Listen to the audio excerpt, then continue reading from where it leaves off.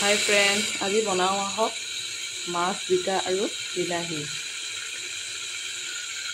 এয়া চাব পাৰে মাছখিনি ভাজি থকা হৈছে আৰু এইফালে জিকা আৰু আলু কাটি লৈছোঁ। মাছখিনি এটা চাইডে হৈ গৈছে, আকৌ ইটো চাইডে উলিয়াই দিলোঁ। চাব পাৰে মাছখিনি ভজা হৈ গ'ল। এতিয়া এইখিনি উঠাই ল'ম।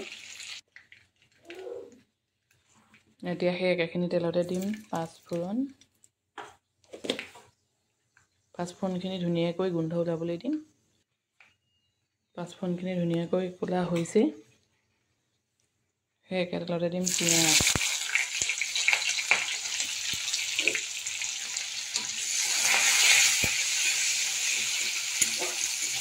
পিঁয়াজখিনি ধুনীয়াকৈ ৰঙা হোৱালৈকে ভাজি থাকিম।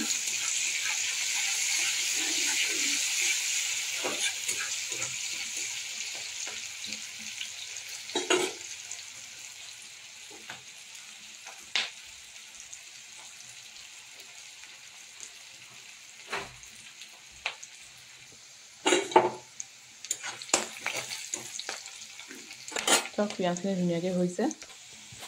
এতিয়া তাত দি দিম কাটি থোৱা জিকাখিনি। ধুনীয়াকৈ মিক্স কৰি দিম।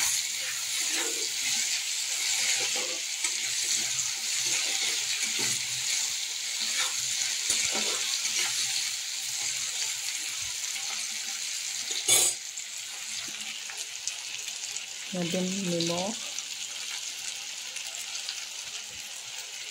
হালধি, তাৰপৰা ধুনীয়াকৈ মিক্স কৰি দিম।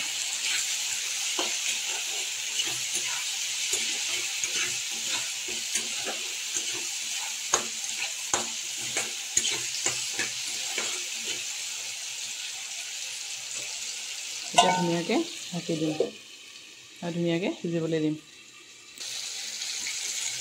চাব পাৰে জিকাখিনি ধুনীয়াকৈ সিজিছে। এতিয়া ইয়াত বিলাহী কাটি থৈছিলোঁ, সেইখিনি ইয়াতে দি দিম।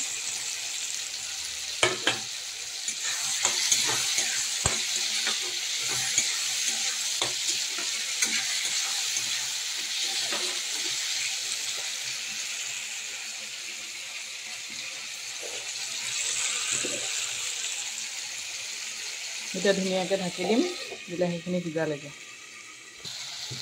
চব ধুনীয়াকৈ জিকা, বিলাহী, আলুখিনি সিজিছে। এতিয়া ইয়াত দি দিম গৰম পানী। আপোনালোকে নিজৰ জোখ অনুযায়ী দিব। দেখিছেনে? এতিয়া ধুনীয়াকৈ উতলিবলৈ দিম আৰু তাৰপিছতে মাছখিনি দি দিম।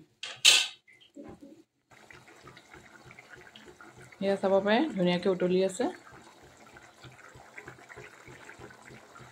এতিয়া ইয়াতে আমি ফ্ৰাই কৰা মাছখিনি দি দিম।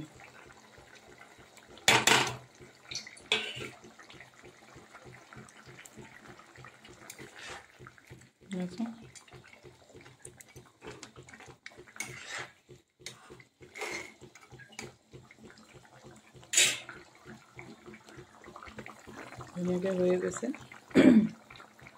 এতিয়া আমি নমাই দিব পাৰিম। আপোনালোকে যদি মোৰ ভিডিঅ'বোৰ ভাল পায় তেতিয়াহ'লে মোৰ পেজটো ফ'ল' কৰি দিব। আকৌ আহিম অন্য এটা ভিডিঅ'ৰে আপোনালোকৰ মাজলৈ। ধন্যবাদ।